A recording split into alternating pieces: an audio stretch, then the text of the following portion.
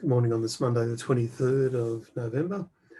And this morning, this is the swimming enclosure at Holloway's Beach, north of Cairns. Had a lovely breakfast here with a good friend of ours just recently. The environment is absolutely wonderful. Today, I thought I'd pick up a little bit more of the reading from yesterday from Judges 4. I want to pick it up a little bit later on. We'll start at verse 16. So Barak, he has the victory, and he pursues the chariots and the army to Hareseth of the Gentiles, which is where Sisera lived, and Sisera's whole army was killed, not a man was left. Sisera ran away to the tent of Jael, the wife of Heber the Kenite. Was King Jabin of Hazor, was at peace with Heber's family. Jael went in to meet Sisera and said to him, "Come in, sir, come into my tent. Don't be afraid." So he went in, and she hid him behind a curtain. And he said to her, "Please give me a drink of water, I'm thirsty." She opened a leather bag of milk, gave him a drink, and hid him again. Then he told her, "Stand at the door of the tent, and if anyone comes and asks you if someone's here, say no." Sisera was so tired that he fell sound asleep. And then Jael took a hammer and tent peg and went up to him quietly and nailed him to the floor. Not exactly what it says. And then when people came looking for Sisera, they let him know that their oppressor was dead. There was a gag that I saw on the internet a while back, which was, people say, when I say that I want a biblical wife, people think I want somebody who's lovely and submissive and does everything I want. It doesn't happen like that. And if there's any young fellas out there looking for that, get real.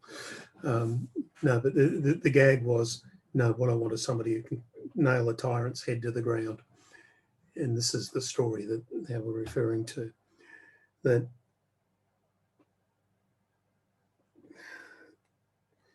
General Barak, that's what his name means in Hebrew, he might win the battle, but the tyrant is removed by somebody who is thought to be no one. That he thought he was safe and hadn't realised the amount of damage that he had done to people around him, and Sisera paid the price. And we then lead into a wonderful time of praise.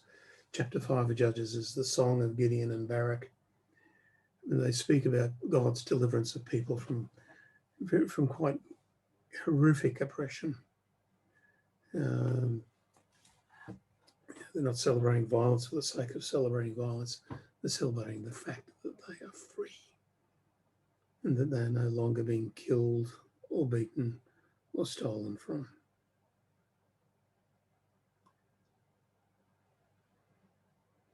So that they are free to live in and through God. That's part of the story of Judges, that people are able, when they actually call out for help, God calls them back in. It's messy, but then much of life is sadly really messy. Is it celebrating the bad things that happen? No. But it is rejoicing in the fact that these people no longer need to live with pain and anguish. The story that follows the story of Deborah and Barak is the one of Gideon. And again, there's a time of fear. And poor old Gideon's on the threshing floor trying to separate wheat from chaff. Normally you need a breeze for doing that. How you do that when you're actually in somebody's shed, I don't know. It sounds like incredibly hard work. But even he's given the victory. And as we go through, it's quite apparent. In this particular case, Barak shouldn't be able to win against technologically superior forces. But he does. Praise be to God. Gideon, he defeats an enemy without even having all they're armed with is lit torches and pots and trumpets. They don't even have to lift a hand against their enemy to win. When we are trapped by circumstances, yes, we do need to make a stand. That's what God calls us to do. But we are called to trust God and to give him the praise and the thanks. Sure, it's messy. This is really ugly, some of the things that happen in the story. But life can be like that. But the hope is that beyond the ugliness, beyond the pain, beyond the anguish, we can find freedom, justice, and new life through the God who loves and treasures us. Amen.